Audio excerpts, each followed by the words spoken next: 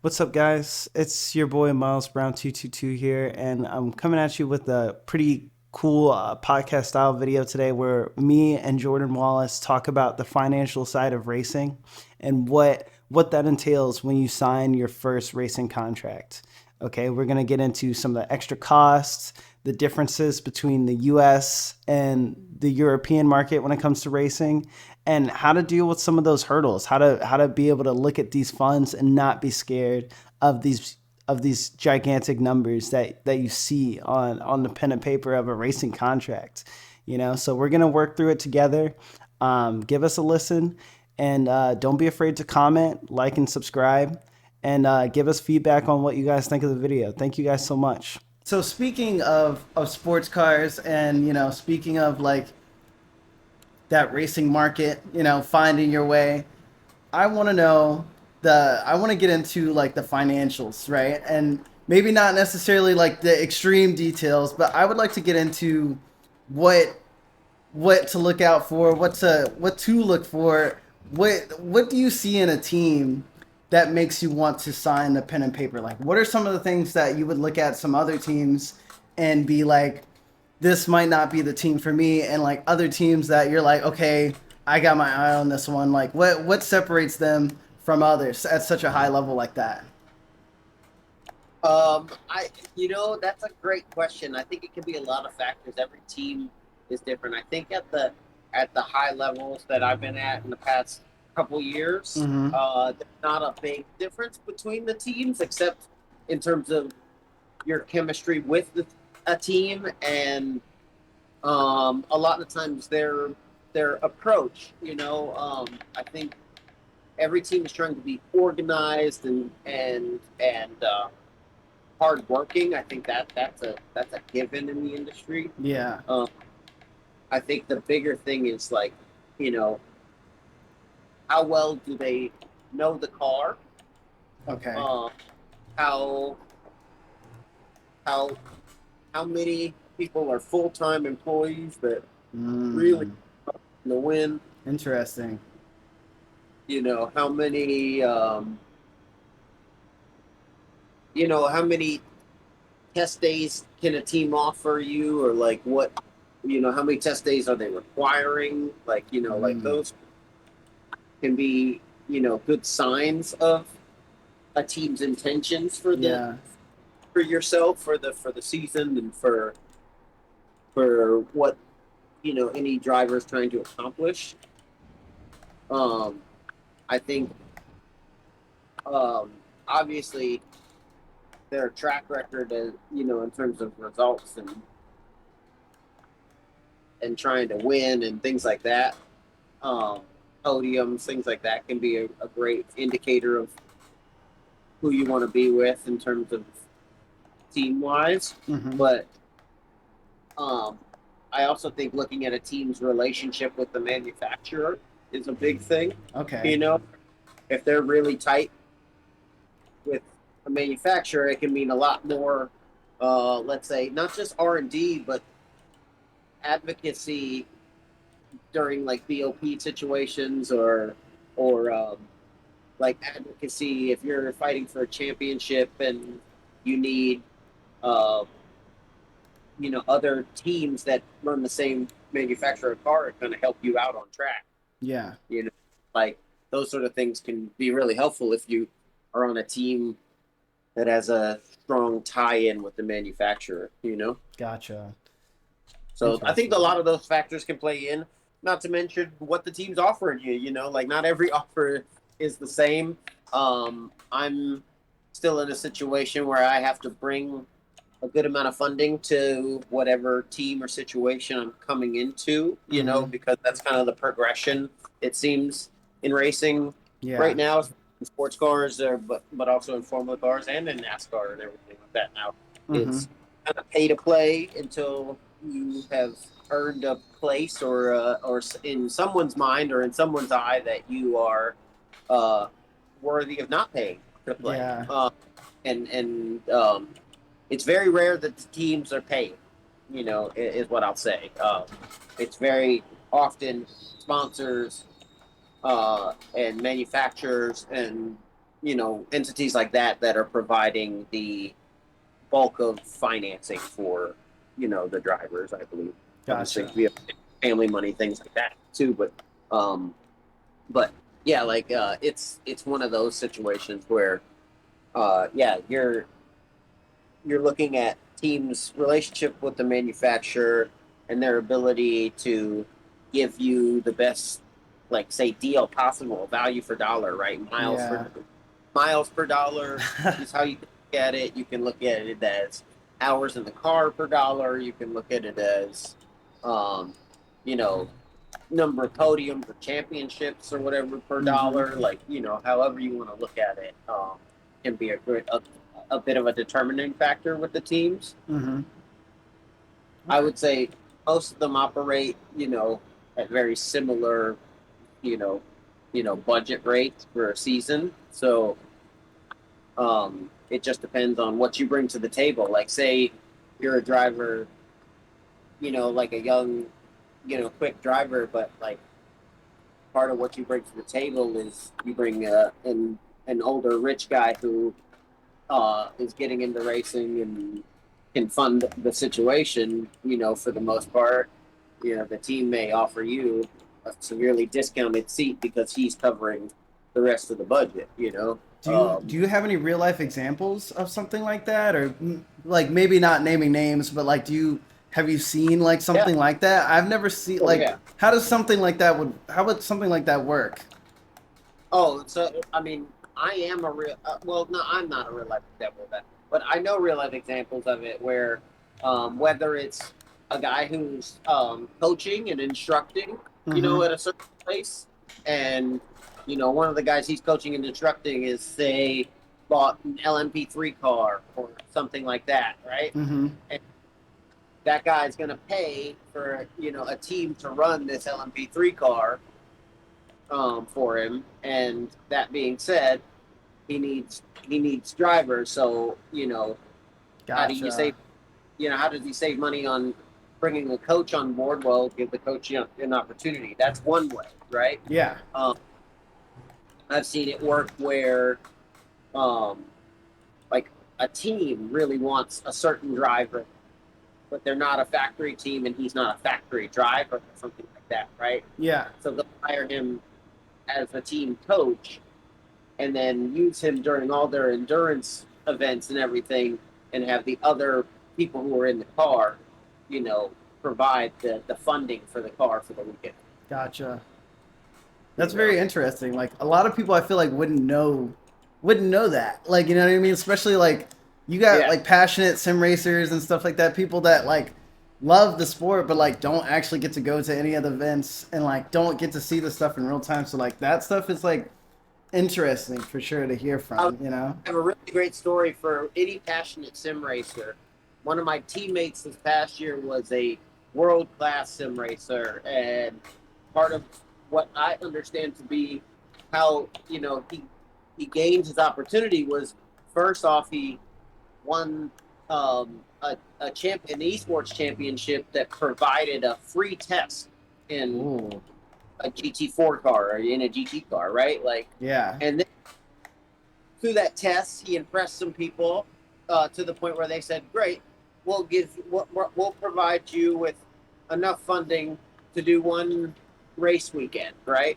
Wow. And in that first race weekend that he did, he podiumed, and the team that he ran with was so impressed with him that they went out and found a major corporate sponsor to bring pretty much all of the budget so that he could race.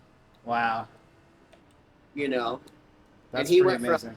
never having raced a car to being in one of the highest level like GT4 series on the planet and doing well in it very quickly, coming straight out of sim racing, and having driven with him and teamed with him this past year, he's very impressive.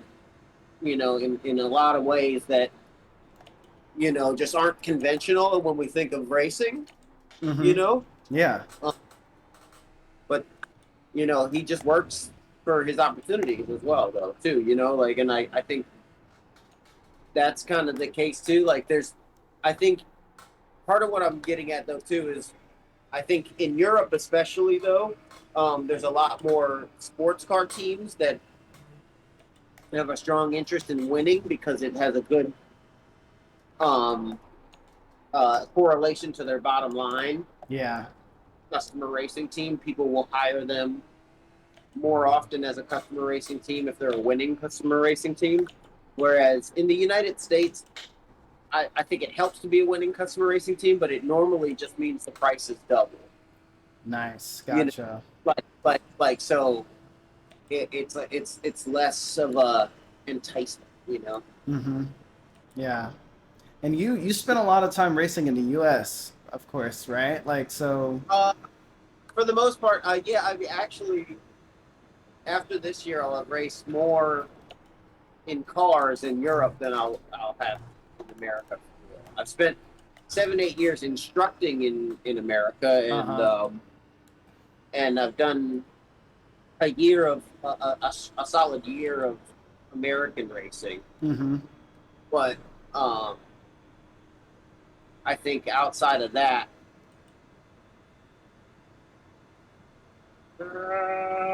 way too deep. I was over here talking. Um, yeah, no, like outside of that, like it's mostly been Europe in cars, anyways. Uh, and part of that is based on the the budgets and the nature of opportunity, right? Of course, yeah.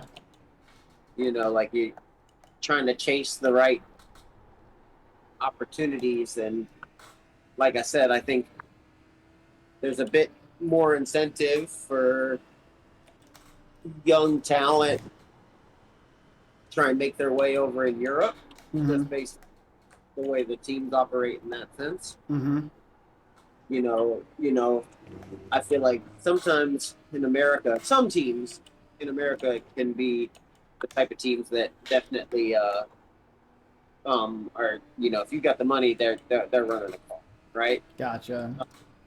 You know, whereas in Europe, it kind of, in my experience, um, at least the teams I've dealt with all want to vet you as a driver in terms of your ability before they go signing you to any contract or bringing you on board because you know they don't want to be embarrassed because Yeah.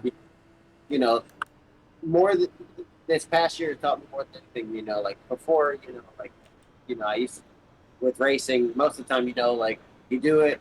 Even if you do well, in America, like unless you're doing NASCAR or IndyCar or something like that, Mm-hmm. it gets very hard to get you know public recognition Mm-hmm.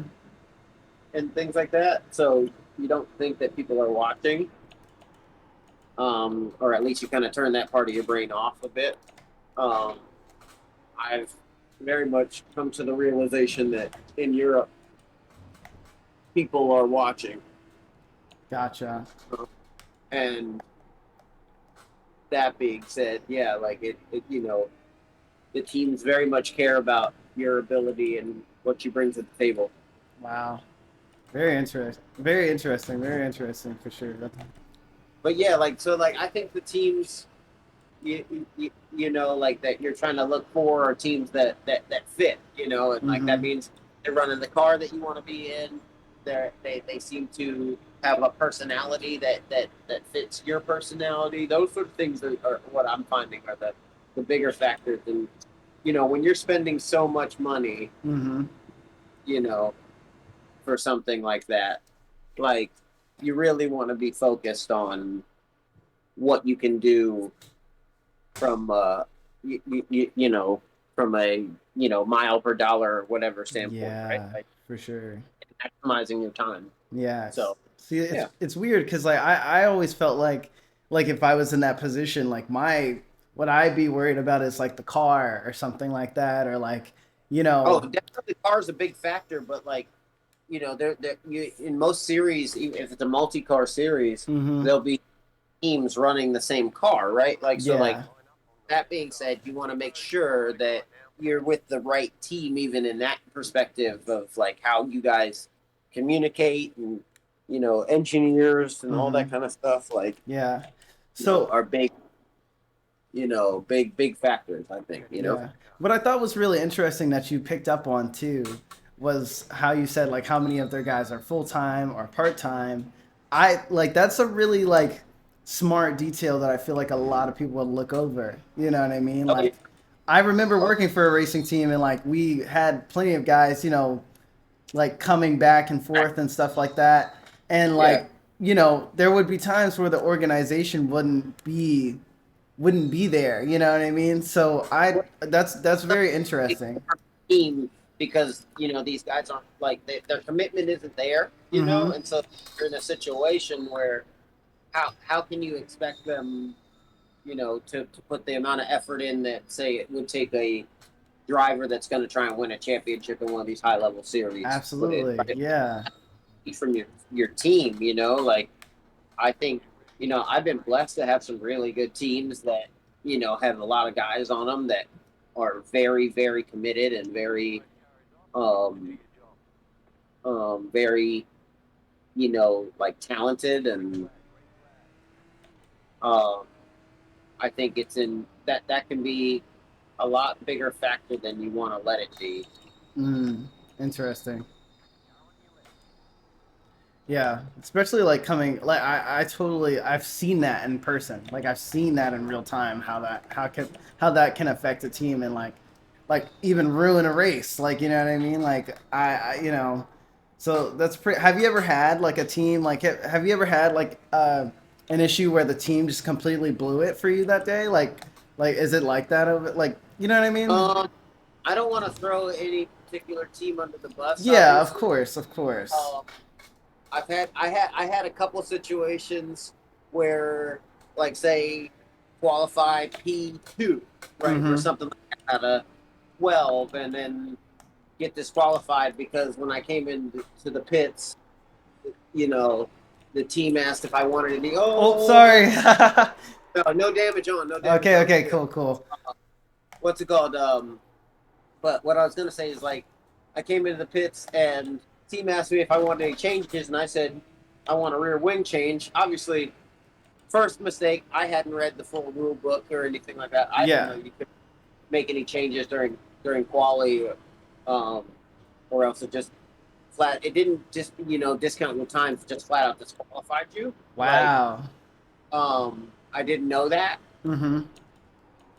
so I asked for a wing change. They did the wing change, and we qualified P2 and then started P11. Yeah. You know, because of that, and you know, so yeah, and the team definitely. I mean, they've gotten a lot of experience, so like they definitely knew they weren't supposed to do that. Mm-hmm. But it was one of those things where like, it's like a balance between, because it's my money, my car, Gotcha. situation, whatever. Like, I'm the driver, right? Like, or whatever. Mm-hmm. And then them trying to, like, be good advisors, but also, like, give me what I want, Yeah. because that's part of what it is to be a customer racer until Mm-hmm. you be at professional level too. It's like, Yeah. so you're trying, like I said, you're trying to look for those that chemistry and those relationships that can be very beneficial to you as a driver, because not only are you in the car you want to be in, but you're with a team that takes it serious when it needs to be taken serious, Mm-hmm. and um, is your type of people when it when the time comes too. Like, in terms of, like, if you want to, however you want to relax. I think that can be very important. So that's what I Interesting. have to say about So, getting back into kind of like the financial kind of contract space, I'm curious now that we're like kind of on, since we're kind of back over to that. What are some of the extra costs and fees like because I'm sure you see your contract right and I'm just Right. assuming I have no clue but I'm assuming you see your contract, you see this figure that they're telling you. What else? Like, is there anything else that's added on after the season's over, or is it like usually all right there? Like, kind of, this is what it should be, or does it usually end up kind of being more by the end of the season? Um, you're talking about like the contracts with the teams, right? Because Yes, yes. there's the contracts for you as a driver potentially if you have a good sponsor or a good team that wants to give you a little something to help you get by and stuff like that. Mm-hmm. That's one thing. But the contracts you're speaking on are the contracts I, as a driver, and my sponsors, people like that, sign in order to Exactly. secure the team, right? Like because Exactly. that's the Yes. majority of what racing is. Like right now is people paying to be on a team in a sense that gives them the best opportunity for what they're trying to accomplish. So um, I would say on those contracts, it really depends. I think culturally, you know, Mm. Okay. um, and what I mean by that is, um, obviously the price difference can be very different depending what team you're talking to. Oh, I'll wait up for you. I was a little brave going in there and I just caught the curve. It's hard Um, not to be. right? It's like so fun. Yeah. But yeah, here I come. Um, but yeah, so I would say in the states for the most part, you negotiate verbally a lot of it, at Okay. first, and then they present you with a contract of here's how much per weekend it will cost, estimated, right? Um, and then the way it works is after that, um, they normally put you on some sort of payment plan, um, and there's a lot of, in my experience, there can be a lot of extras added on. You know what I Mm. mean? Yeah. Very going to an exotic car dealership or something like that. It's like you think you're done, but you're not. Everything tends to be a la carte. Like it tends to be like a couple sets of tires and fuel and things like that included in the rental of the car for the season and things like that. But Uh-huh. outside of that, any extra sets of tires, test days, um, anything creature comfort wise you want in the car, like, and then even a lot of times tow miles and things like that will Interesting. appear, and they will send you a bill for that. What are some of the adjustments that they'll make? Like you said, creature comforts in the cars. What Yeah, what do you mean by that? in the states, it's very like there's a few things like it's really hot, right? Like so, cool suits, Okay. um, radios, like all like um, different like Motec and data systems, different screens for different people if they want certain stuff like that. You're in a lot of the series you're allowed all that, so Mm-hmm. um, like it tends to be that kind of like helmet pumper stuff, things like that to make Helmet it. bumper. Yeah, which is just that air pump that Uh-huh. runs air directly to your helmet, Oh, okay, I see. and pumps cool air into your helmet while you're driving. And yeah, like I said, the cool suit is like a giant cooler normally, and then the electrical system that's needed to be hooked up to it and all that kind of stuff. Okay. So they'll charge you for all of that work. Normally Mm-hmm. like any normal shop would. Yeah. Like I said, tires, and fuel beyond the allotted amount of sets. Normally they'll charge you for as well. Um, and then what's not included is like your all of your like, let's say, travel and hotel and food. Well, like some food is normally included, but not all of it. Yeah. A lot of times they put the food on like the series to provide, and stuff like that. Like series will provide like lunch or something like that. Okay. Um, Nice. but that's America. Um, and like I said, so it's kind of a like they give you a ballpark estimate, but then normally what you can do with that ballpark estimate is add 20 to 50% to that, and Wow. understand that that's probably going to be your actual season budget. Uh, Europe is a little different. And look, I'm speaking as a layman. I don't handle all of my own finances when it comes to Mm-hmm. this kind of stuff. So, Mm-hmm. uh, but in my experience so far, a European contract um, is all inclusive. So the only things that aren't included, uh, up front is any like uh, unspecified like test days or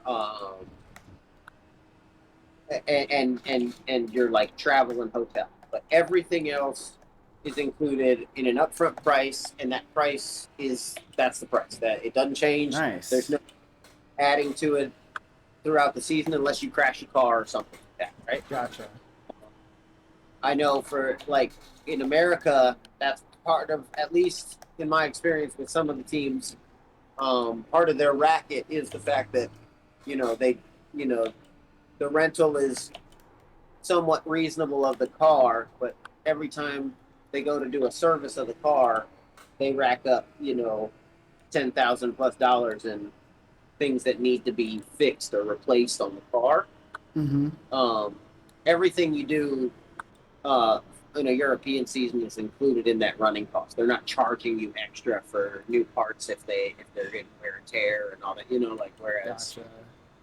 I feel like a lot of times everything gets added on in the states and things like that, and you've got such a captive audience with such a high level of income that doesn't want to do it themselves that Mm-hmm. um, I think the prices have exponentially gone up in that sense. So the biggest difference between an American contract and a European contract, I would say, is like if a European like say it, and you get an American contract and a European contract, same offer, 150,000 for the season, something Yeah. like that. Um, you could easily guess that the American season, in reality, will probably cost you really close to 300. Whoa. And you can normally guess that the European season will cost you probably somewhere in the neighborhood at most of like 175. Okay. So a lot You know more what I mean? reasonable and just a lot more Yeah, upfront. the cost is up front, like, and it's included. They're not there to nickel and dime you for anything else Mm. extra. This is why we're charging this much for the rental. Like, Yeah. So not just there. It's almost like American teams are charging an access fee. gotcha. Like you want to do this? Well, we're the only game in town. But the first thing you got to pay is 10 grand just to be, Dang. and that's per weekend. And then after that, we'll talk about how much it actually costs to run the car and all That's that kind of stuff. crazy. Wow. Very But interesting you perspective. also have American teams have a lot more expenses in terms of like diesel costs and things like that are much higher for them because they have to go thousands of miles. Like those sort of things are the budgets can be very different. Yeah. So I think that's a bigger part of it too. But I think because you have such a saturated market in Europe of race teams and things like that, people working in the industry, it's just much more commonplace for them to not like overcharge or charge an exorbitant amount for you know something they do every day. Gotcha.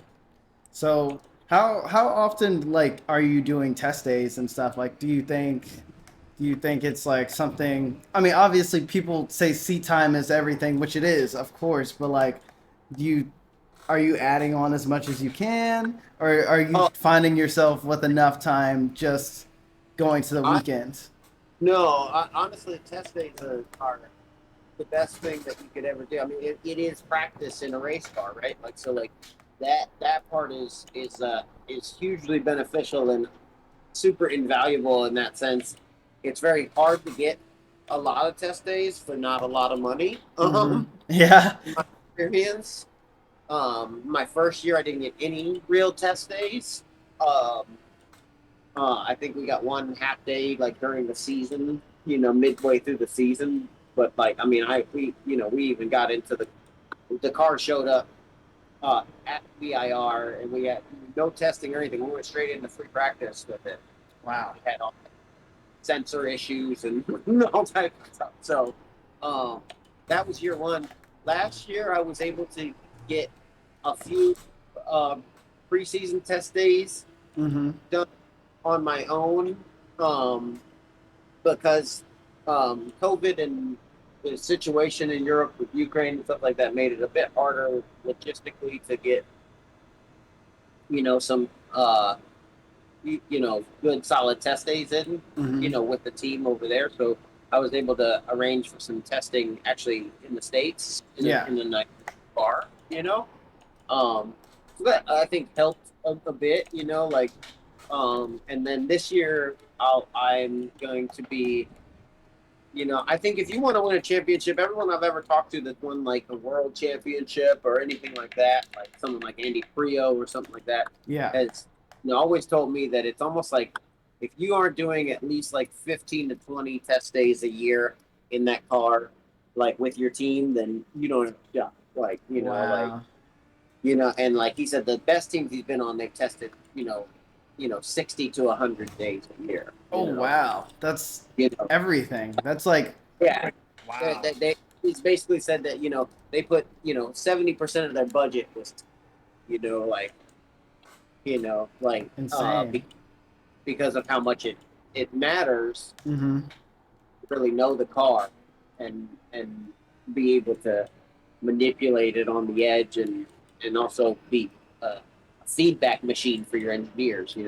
Interesting. Yeah. Um, Curious. Oh, go ahead. Go ahead. yeah, so like for me, every year I've been trying to ramp up the amount of testing, but it's been tough because like that's the one thing that doesn't get always included in any contract.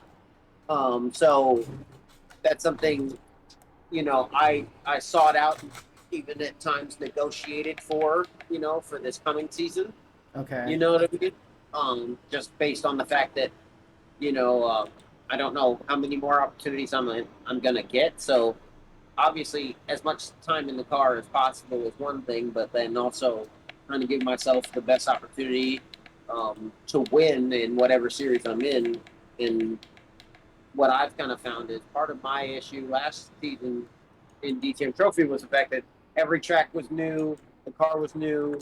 Like I had no time doing any of the stuff that all my competitors have been doing for years over there. It was something that what I was missing was seat time, like, and that being said, you know, you can improve that with test days and you can, overcome certain things, but if you don't have those test days, if you don't have that time on track, it's really hard to compete, you know. Yeah. So that's really important to me for the last or for another season of racing, in my world, was to try and be on it, not only on a good team, but on a team that is committed to a strong test schedule Mm-hmm. and but also isn't trying to like charge me as much as a race season for testing.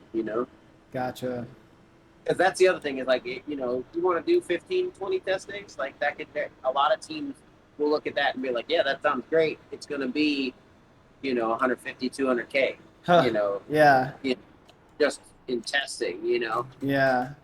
Insane. I didn't know that. Like that you were So, spending just as much on testing as you oh yeah, are on the I season. in a GT4 car, you could easily say that a test day is probably in the neighborhood of anywhere from $8,000 to $15,000 Wow. for one day. Wow. That's nuts. I mean, Uh, like insane, but like nuts. You know what I mean? of Wow. course, 53, you could probably up that by 40%. Probably Wow. someone like 20 grand a day. Like for to run the car. Yeah. So Just so just yeah, throwing the money in a in a fire pit almost. Like Yeah. you're just Oh yeah. chucking it, just shoveling I it. tell I tell everybody, like, getting into racing, whether you're a dad or a customer racer, like a young gentleman driver, whoever, um, you need you need a level of financial backing that looks at this similar to like owning a yacht. Mm, Oh, like you're literally, like you said, just lighting money on fire, and yeah, it's a lot of money. And that being said, you need to be comfortable with it. And the reason I compare it to owning a yacht is because it's the same there. Like, you're just burning money, you never get it back, right? yeah, So you need to get back out of it is experience and life and things like that, right? Like, and if you can value it in that sense, and you have the finances to play with the big boys, then this is what you do. Because absolutely. I think what a lot of people sleep on is, like, when you're watching a sports car race in America, especially, is like you're basically just watching a bunch of millionaires and their coaches duke it out. Gotcha. Like, you're watching a bunch of millionaires and possibly even billionaires, that can afford these race cars and to fund these teams, fund the situation and be one of the drivers. And then the other drivers on the team are normally, you know, professional, talented, drivers that are there to help get a result, you know.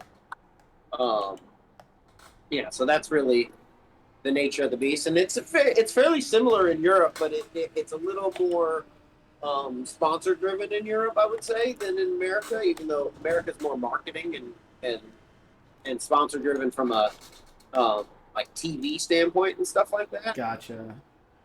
I would say driver wise and athlete wise, Europe is more sponsor driven for racing drivers than customer racing driven all the time. Mm, You interesting. know, Interesting. whereas America is very customer racing. You know, So you already explained that a little bit, but is there a way to go even further than that? Like, can you, like, because um, that's really interesting. Like what you just said, how it's more customer based, like like driver based in America versus customer like, racing is the new, let's say, catchphrase for what um, racing has become, like, in sports cars and Formula cars, things like that. Customer racing is where you, as a you know anybody, can be a customer of a race car. So, like, you can buy a race car from the factory yeah, and hire a team to run it. yeah. Um, and I'm pitting for fuel, by the way, but keep going, keep going. um, but yeah, it's one of those deals where you as a customer or as a person can be a customer of Porsche or Lamborghini or whatever, buy a race car Mm-hmm. and hire a team to run it.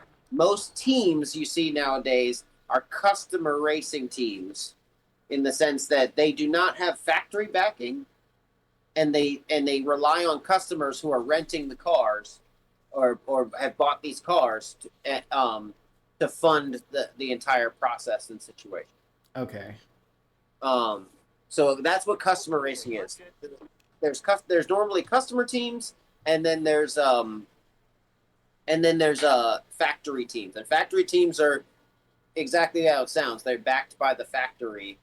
Um, Mm. like, with parts cars, and they pay their drivers, and they normally are the elite. Wow. Especially in terms of uh, especially in terms of um, like the equipment they have, and the races they pursue to win, and then the drivers, they pay all of their drivers normally, like all of that stuff. Whereas pretty much every customer team is full of rich guys. um, oh, they gave me a blank flag. Ooh. Ooh, that's fine. I'll come in with you. What's it called? But yeah, so they so yeah, that customer racing is And I was gonna say, like, I think, looking at it now, I don't know of a semi-professional or professional, sports car series anymore that isn't just all customer racing cars in the sense of these are all cars that can be bought straight from the factory. Yeah, I have noticed that now. That's like Like kind of the for trends. there's no one building their own race car anymore for GT3 or GT4. You have to homologate it, and it has to be sold in a certain amount, things like that. Yeah. You're not seeing that anymore. You're not seeing even teams modify certain cars. You can't anymore. You have to buy the factory built race car and do it that way. Yeah, very interesting how that changed because teams used to build the race cars like from the ground up almost, right? I Yeah, mean, like I'm, especially in the '90s and stuff, like you would see these crazy looking cars. I'm not saying the engineering level is any lower now or anything like that. I think there's a lot of talented like engineers and mechanics and people like that involved. I think Mm-hmm. it's more um, the fact that what you've got is you know customer like these factory cars are so reliable. Parts are readily available. Like Yeah, they're easy to work on. All that kind of stuff, and that's enticing to people. You know, very interesting. I whether it's teams because it takes the load off the mechanics and stuff, or for you know customers, drivers, guys who have the money to do it. They you know um, yeah, customers, guys who have the money to do it and things like that. It's a big, it's a big ask for them. To learn to build a race car and things like that. Whereas, you know, um, if you just provide them with something that works straight out the box, Mm-hmm. they may pay double what you know a normal person would pay for something like that. Gotcha. Very cool. Very cool. Um, So so this is something I was very curious about as well, and this kind of goes back on like the team. So like, let's say you're running a session, or you have a race weekend, a big race weekend to you, right? And the car right. just does not run correctly all weekend. You're having like you said, sensor issues, and you're having like you know maybe the motor's losing compression, and like Yeah. blah blah blah, and I don't know if they're if they're pulling motors out on M4 Oh GT4s, yeah. but I can't imagine like Oh yeah. really they are. Oh yeah. Oh, Like so I they'll like. have it out. Oh yeah. They'll have motor out, training out, whatever needs to be replaced gets replaced. At the level that we're racing at, there is no coming to the grid with broken stuff. That's Um, amazing. yeah. So like I mean, the past season, I had an issue at I think it was Red Bull Ring where Mm-hmm. the car kept lurching to the right under brakes and everything, and doing the same thing for one of my teammates, and they found a hairline crack in the rear subframe, like one of the suspension mounts. Hairline crack, right? Wow. Whole subframe out, whole rear diff out Nice. on both cars, and done in an hour and a half. Nice. Very nice. That's You know, impressive. whole front end on cars wrecked during quali, Mm-hmm. ready by race time, including getting rewrapped. Wow. You know, Rewrapped as well. yeah, yeah. You That's have to insane. come to the grid looking brand new. That's crazy. So like your teams carry everything. I mean and if they're not carrying it, there's normally a manufacturer parts truck there Mm-hmm. that can provide you with big items. Wow. So Like so they have manufactured like teams like or not teams but manufacturers like literally on the standby pretty much. yeah, they'll be like normally at a lot of the big series, the manufacturers will because they don't want to be the team that looks like they don't have parts or something like that. They'll Yeah. send they'll send a couple guys in a parts truck, you know, to provide, support for any of the teams that run their manufacturer's car. Yeah. So and all you got to do is go over there and be like, I need a transmission, and they'll give you a transmission and send you a bill. Wow. Normally for like 30 grand or something like That's that. good. Yeah. Added to the bill. I mean, Right? what's that when Like, you're already spending about, close to yeah, right, half a however million. amount? Yeah, that's crazy. That's really So cool though. Like I yeah, didn't even know that. yeah, that's the nature of it for sure. I mean, in NASCAR, they're bringing whole, spare cars, and Yeah. mod one up in practice or something like that. Yeah. You That's know, it, nuts. yeah.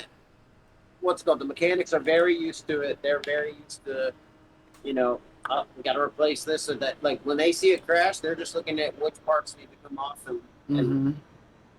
that's the reason why customer racing I think has got so popular too. It's like when you think about it, all the manufacturers have to do is send an 18-wheeler full of parts to every track, Mm-hmm. and then these people can go out and wreck their cars all the time and all that kind of stuff. And um, the teams just send one of their mechanics to walk over to the parts trailer, you know, go pick us up a new suspension, go pick us up a new axle, go pick us up a new steering arm for this car, put it on the tab, and then bring the parts back, and brand new parts on the race car, and it's back out on track in an hour or two. Yeah. That's insane. So You you know, you just wouldn't even have a situation like that really, because I was gonna get into like if they like let's say there was a mistake pretty much by the team, like does yeah. that come out of the bill or is that just a loss for you?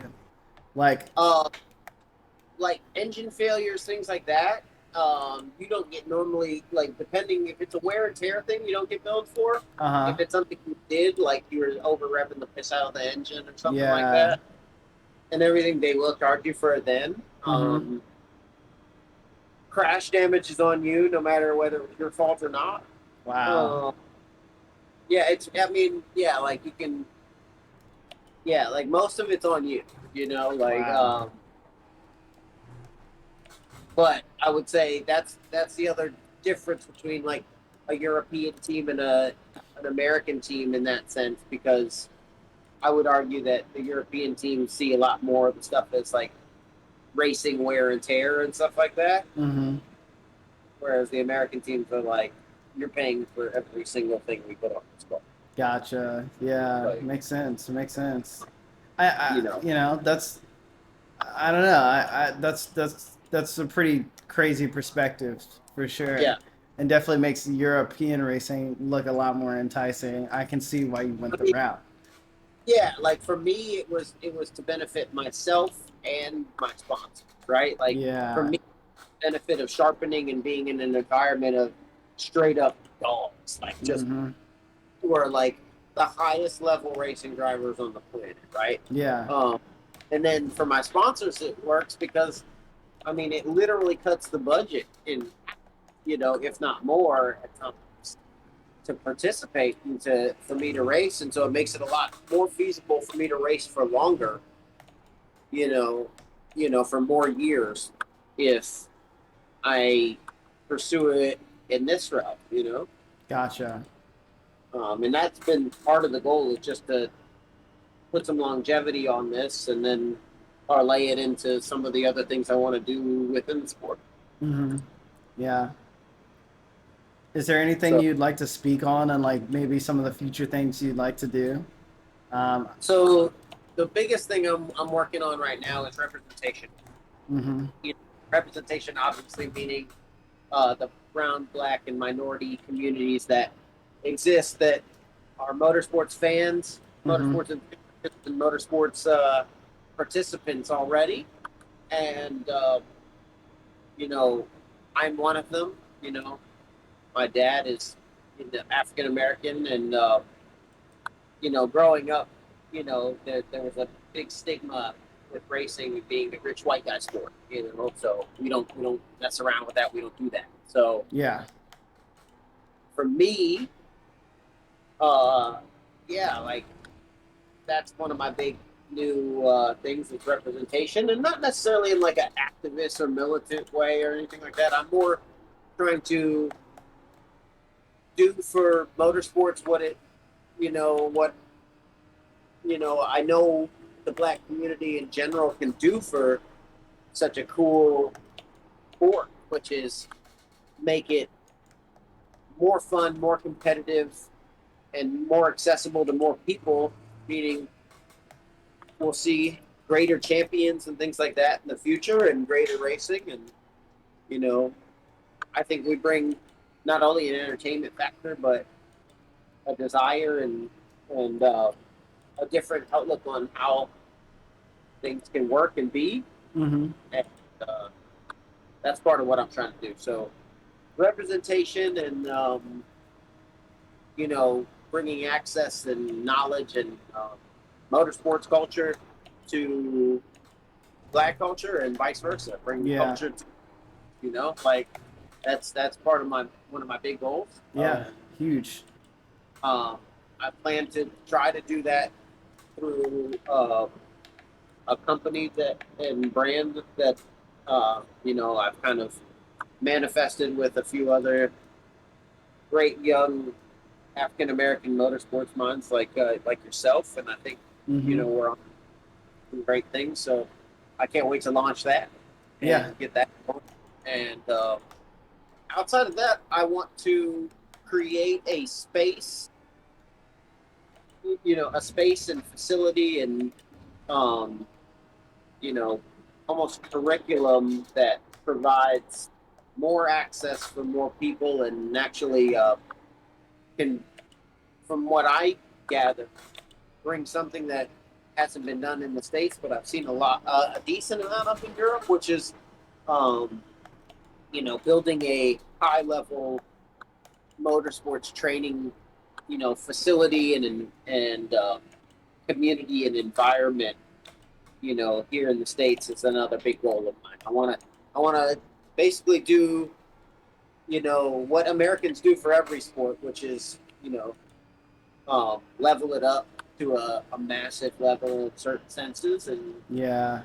um, and but I think what we're missing in motorsports is like you can't go to the park and just play go karts or anything like that, right? Like Yeah. so, I'm not saying I'm trying to do that, but what I am trying to do is I like working with people who are on their way to being high level, who are really pursuing this at a high level, and for me that that requires a facility that can cater to them and that they can be at and train at and things like that, as much as possible. So that's what I'd Absolutely. like, like in the not so distant future, but somewhat distant future, is obviously bring representation and more culture to motorsports and vice versa, but Mm-hmm. also really bring some sort of facility um, that provides a community environment and um,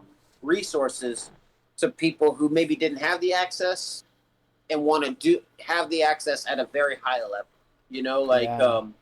it's kind of like a gym or training center. Like think of like Division 1 football programs, things like that.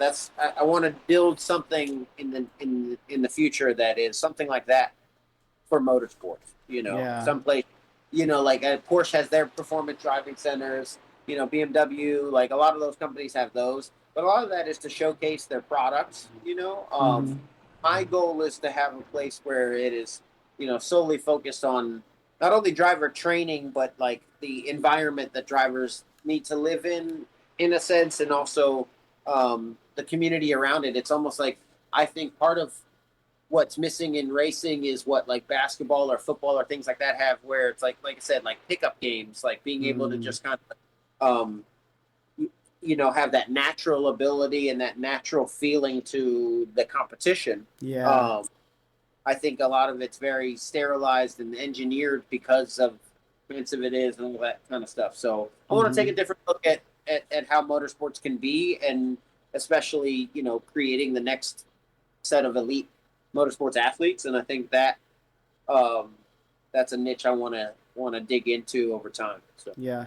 And I really liked how you said like in like a non like militant, non like we don't want to come and destroy. We want to come and add. We want to come and build. We want to come and bring. You know what I mean? Like we want to Yeah. you know what I mean? I really like that you said that because I feel like a lot of people from that outside perspective see like see this movement as like they're in danger or like maybe that Right. they're Yeah. like what they have is going to come and get knocked down, and Yeah. that's No, not the case. that's not the case. And I think, I think treating things like racing as a scarcity model Mm-hmm. where we're acting like there's only so many race cars and so many things that are available to us, I Yeah. think is the downfall of racing, right? Just, Yeah.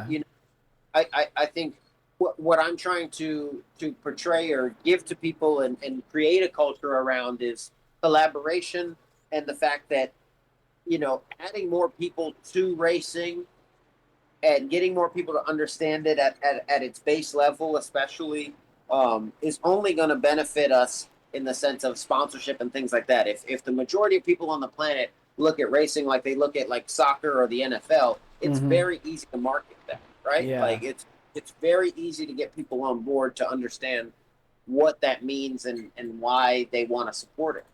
Um, and I think that's where you've got to open it up. I don't think we're here to take anybody's jobs. I definitely believe that the more of us, the better, right? Like the more people Absolutely. that are putting money into the system, the more likely there is to be plenty of money for all of us to be sponsored, right? I Yeah. think the thing that NASCAR hits right on the head and kills is the fact that it is very much a sport that puts the a lot of what the costs are. It's a sport that puts a lot of what the costs are on the fan because the fan there's tons of them and you can charge them a very small amount to watch the race and they Mm-hmm. enjoy that and it provides the amount of funding needed to really push the sport to high levels. I think sports car racing and all types of other racing could really benefit from that by changing the culture and adding more people to the mix, which would add more fans, which would add more money in the stands, which means less money coming out of your pocket to go race. Yeah. But basically, I see a lot of teams and guys out there who, very cleverly, if or maybe by chance, have found themselves in a one or two car class in some sort of series, so they come home with a championship that season or something like that. Mm-hmm. Like it's very, because we've spread racing out. There's so many different kinds of cars and classes of cars and things like that. You're in a situation now where, yeah, that's why I say it's important to pick where you're going to race. Like I said in the last video, right? Like Yeah. it it's important to know these things and understand these things. And I think yeah, the sooner we get more people in the sport, the sooner the budgets, especially in the United States and places like that, the sooner the budgets fall and talent starts to reign supreme in terms of finding those seats. For You know? sure. Yeah. I really like that too. Like just like having more of us will inevitably like Yeah, end up helping the sport. white, You know what I male, mean? female, like Asian or Hispanic, doesn't matter. It's like if there's Yeah. if instead of there being 20 cars on the grid, there's 40 cars on the grid, Mm-hmm. and instead of there's 1,000 people in the stands, you've got 50,000 people there. Yeah. Chances are it's going to be cheaper to race, if not free, if Mm-hmm. not like guys are starting to get paid. Like Yeah. that's the reason. Like I think a lot of people's model to try and get there is to make the cars cheaper or to try and, like shift certain costs to here or there. What works is what works, and that's professional sports, right? Like, Yeah. and sooner we treat motorsports like a professional sport where we need to put the onus on the competition being great so that the fans want to watch, and if the fans want to watch, then they will pay, and that will pay for all of these exorbitant budgets that have been created. Absolutely. Yeah. Because it's huge right now. Like you know what I Yeah, mean? Like for sure. Like just the like we're talking about like for a season. you know, like looking at 150 grand is like that's just not even enough. Like, you know what I mean? Like we're just Oh, not even there yet. We're not even close to there yet. what's really crazy is 150 grand in the United States will basically, if you want a good ride, you're Mm-hmm. looking at MX5, Wow. and that's 150 grand. You do not own the car. That's without damage. Wow. Jeez.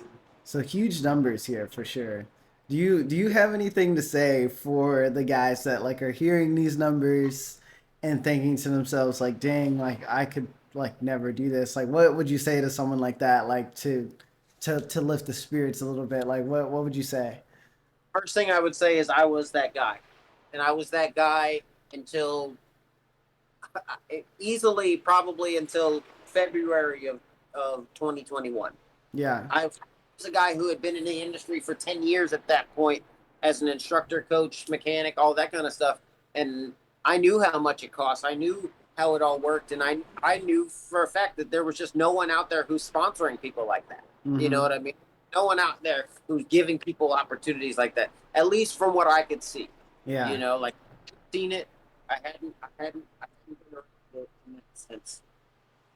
What I'll say, there's two realities that I had to come to terms with. The first one was um, not necessarily positivity, but relentlessness.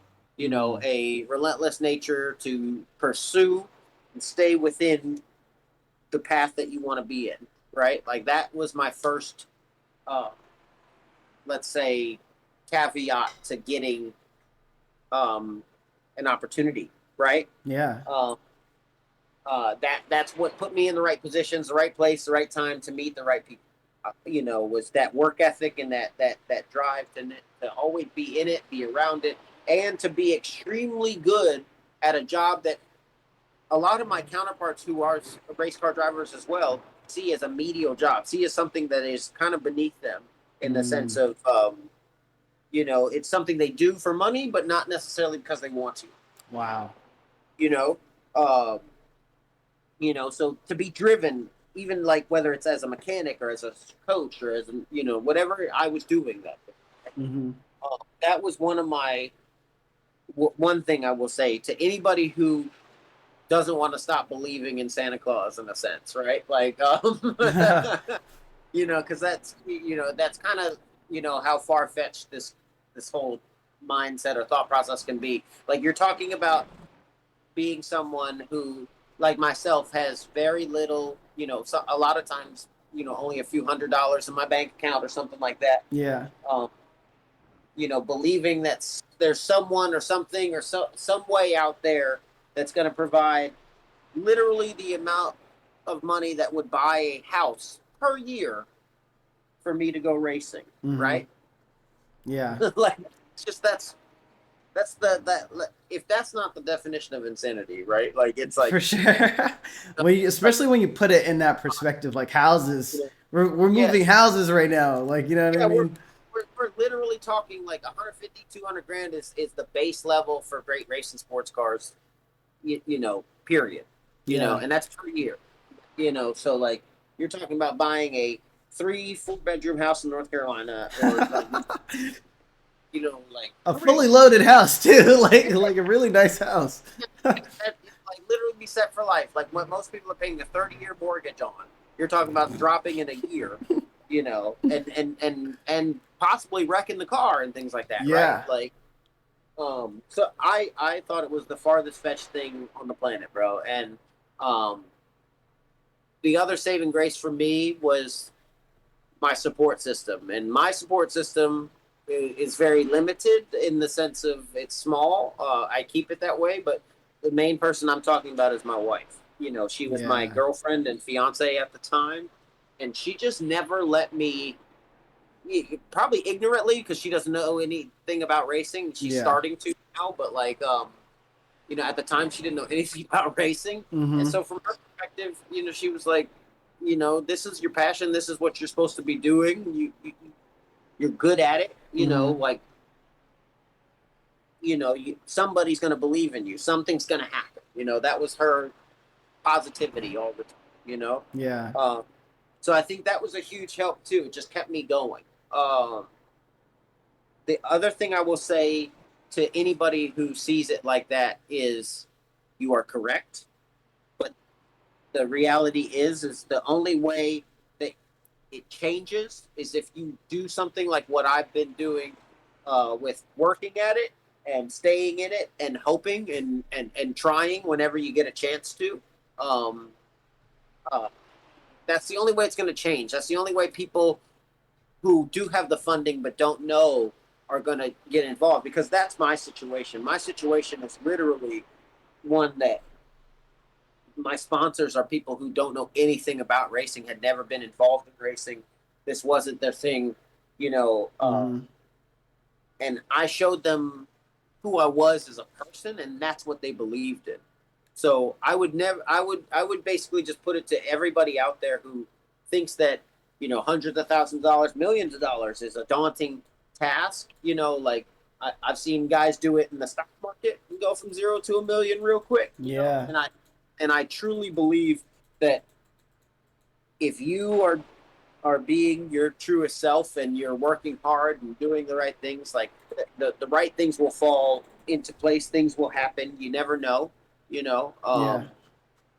And For me, it was, yeah. Like, I mean, literally, I would tell my girlfriend slash wife, fiance, like, like I would tell Yeah. her all the time, come home and be like, no one's ever gonna give me $150,000 to go freaking racing in a car that's not mine, and that I could possibly just total at any moment.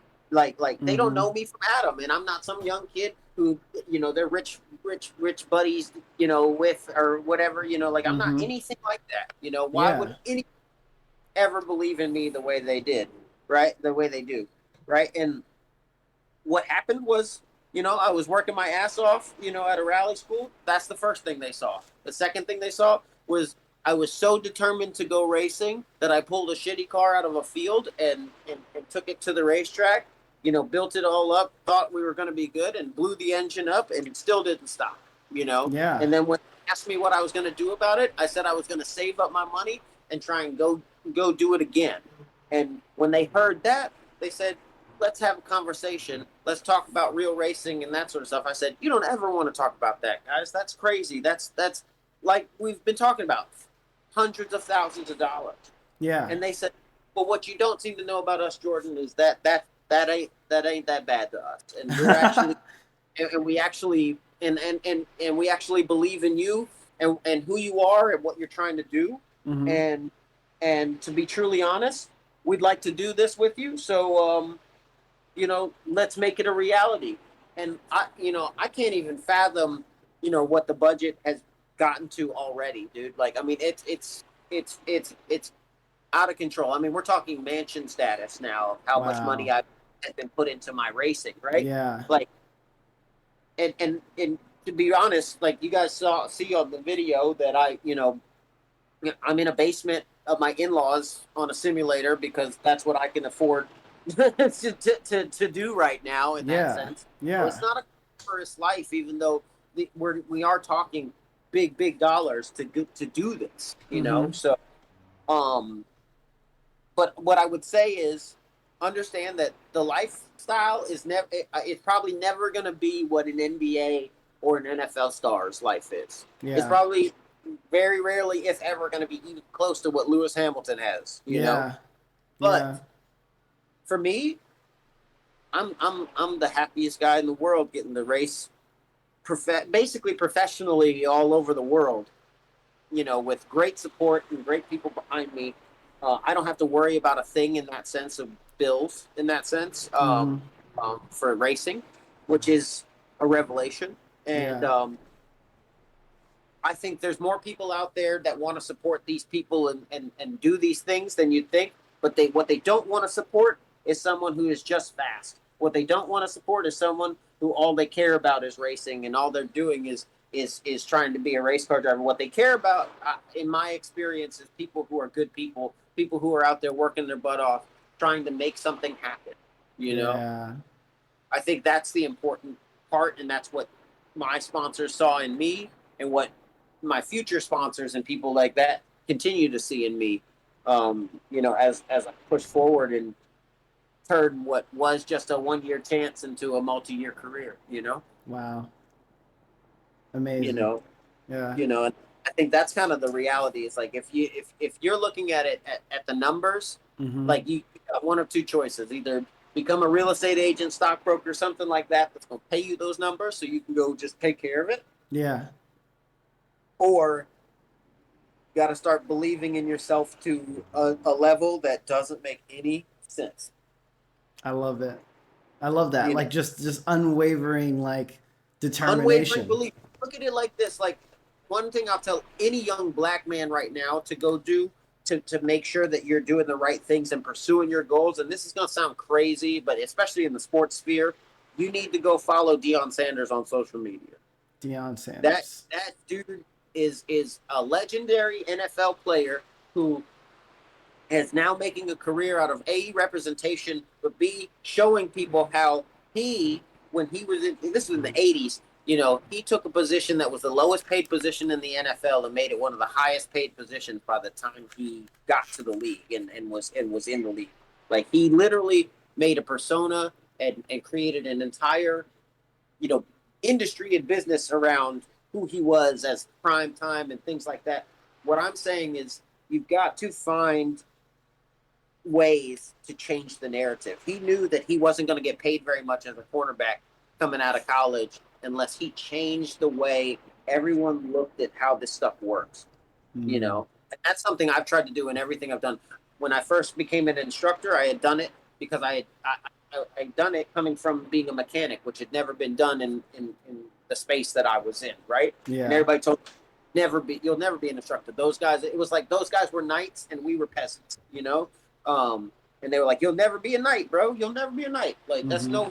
no way." Yeah. And I was determined to change my stars, and I showed other people the way. After that, I turned three other mechanics into instructors. After that, Wow.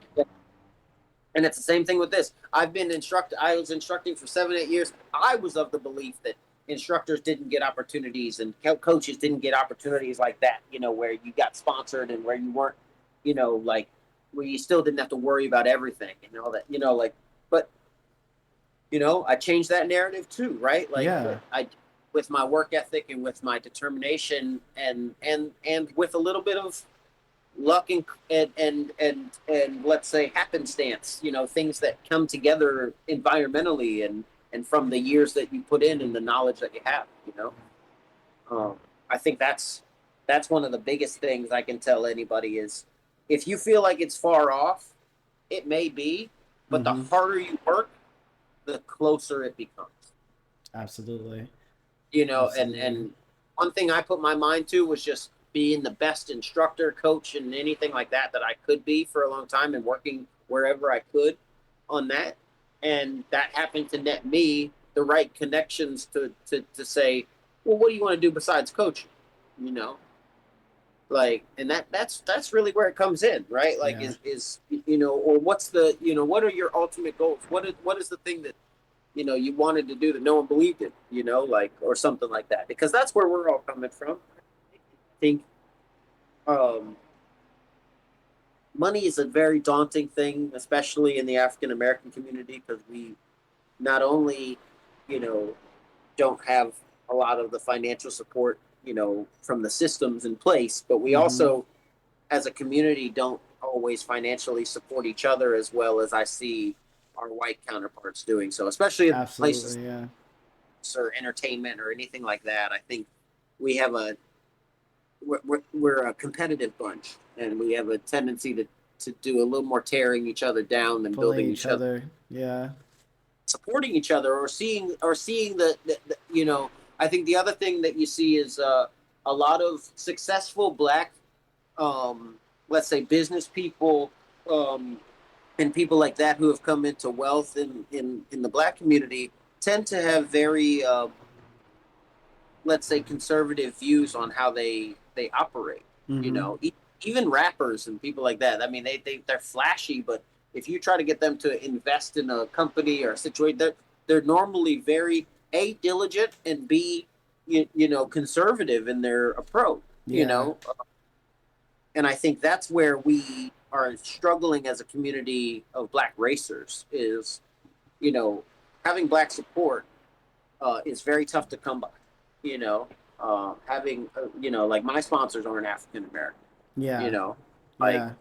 and they're not trying to do some charity thing either. They like me as a person. Mm-hmm. Like, there's no ulterior motive there either. So much as they like me and they like my talents and abilities and my work ethic. But I think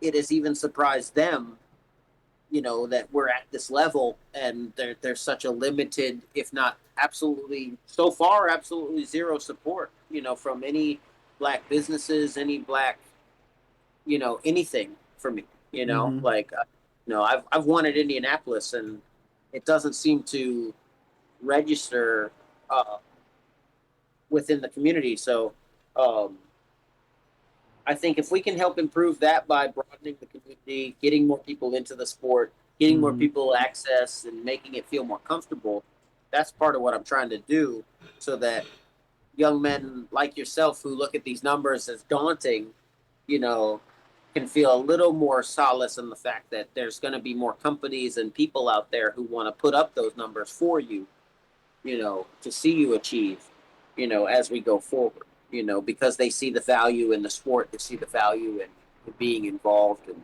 all that, Yeah.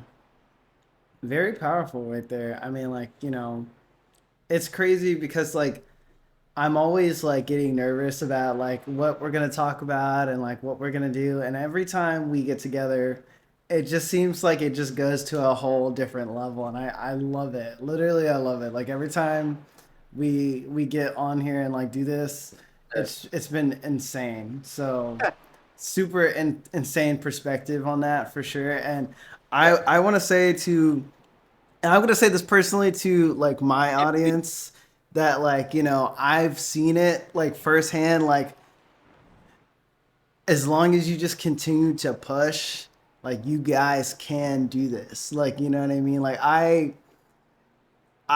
have found times where I've wanted to quit and where I've wanted to just kind of lower my expectations Mhm. and I don't know. It just you just have to refuse. You have to refuse and just continue to push because right when you feel like you're about to just throw in the bag is usually when something is about to happen. Yeah, And it's sure, just you just have to be there. You have to be there and 100% for it. So, for sure. I think the two biggest things you can take from what Miles is saying is the fact that, um you know you know winners never quit, you know and quitters never win. It's kind of the saying, right? But like, I really believe in the first half of that. Winners never quit. If you want to be successful in motorsports, you just can't quit. yeah. You know, and any failure, any downfall, anything like that is just seen as a speed bump or a roadblock, something like that. That is just a pause on the way to where you're actually going, right? Yeah. I think that's the first thing. I think the second thing is, um, you have to have that strong belief in yourself and understand that the majority of sports, especially at the highest level, at the professional level, I would say, I probably even look at Michael Jordan's record, but I, most of it's losing, not winning. Yeah. Hall of Absolutely. Fame baseball career, you hit 300. That means you hit the ball 30% of the time. Like for real, like that's Hall of Fame level. Yeah. In back shooting 50% is seen as lights out. Like, in the NFL, like, you, you know, a receiver will get 1,000 yards in a season, and that's seen as massive because of how hard it is to achieve that, right? And how much you fail, how many times you drop the ball, how many times you don't make those shots, and how much practice and how many hours you have to put in on that end. So Mm-hmm. just understand that if you are looking at it like someone like Miles with the passion and the drive to really be great, understand that greatness is derived from the hard work and the failure. You know, Michael Absolutely. Jordan was tough. Basketball team, you know, and one of the things he realized going into even his professional career is that he needed to spend time after practice shooting an extra 500, 1,000 free throws, whatever it was, because, he knew that you're going to miss more than you make. So I got to get these numbers up. I got to get the ratio up. Yeah, absolutely. That's what I mean. Absolutely. Ratio up. Keep going for it. Don't stop. The failures are going to happen. They're part of it. They build you, they make you stronger. You are built for adversity because you've had failures. Yeah. Use it. Use it because you're going into a sport, motorsports, where there's a lot of young men out there who are so privileged in this sport that they've never experienced a real failure. They've never experienced a real adversity. Hmm. So they're not built like you. They're not built to overcome. And they're definitely not built to be elite champions when it comes down to if you both got the same stuff. Yeah. So keep pursuing and don't stop believing in yourself. Is where I come from. I truly believe it. It's something that I wanted to give up so many times. I've come home from literally instructing in rally cars all day and been like, I hate this. I hate literally providing other people my dream because they've got more money in their bank account than me. Yeah. Wow. That's how it felt. That's Wow. how it felt.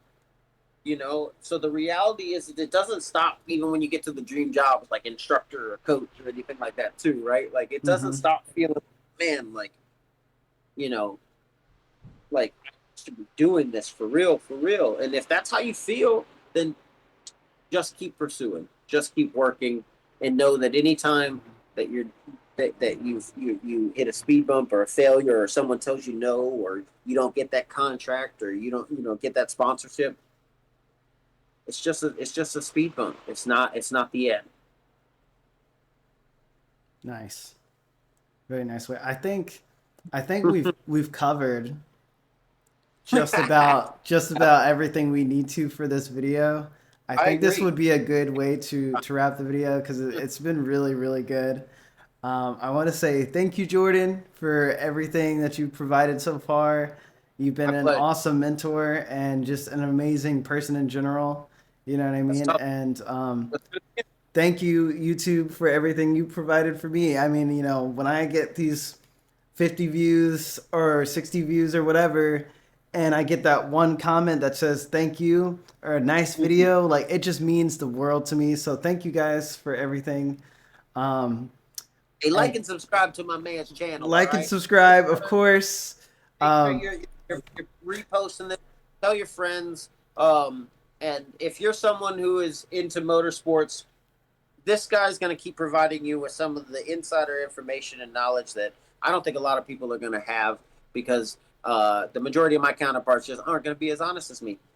They're great guys, but they're just they got to play the game, And I'm in a Absolutely. different position, and I love you guys. I love everyone out there. Really appreciate you listening and taking the time to listen to both me and Miles and support, especially him. See him through to bigger things, guys. Let's push. One of the best ways we can overcome these high dollar numbers and all this kind of stuff is by providing that fanship for someone like Miles, so that when he goes looking for teams, they're like, oh man, we'll provide the budget because he's bringing us 1 million people that want to watch him. You know, Absolutely. Absolutely. let's do this, guys. Let's do Let's this, support the culture, guys. support everybody. Let's all support each other Yeah, and absolutely. sport forward into a place where it's not all you know rich daddy's boys. Absolutely. Let's change it up. Let's change it for the culture, right? For the culture, and you know, we're gonna go out on. We're gonna change it for golden glory. Absolutely. Golden glory. Everybody watch out. It's coming. All right? It's Watch out! coming. Watch out for golden glory. Yeah. Stay on the lookout. And Miles, thank you again for providing a space for us to have these discussions and really level the culture up. I hope. Yeah, yeah. I think this is a game changer for sure. We're doing things like completely different, I feel like, and I'm really excited to see how this will turn out. But Heck, yeah, we're getting there. All right, I'm gonna hit and record. yep. Thank you guys again. See ya. Peace. Peace.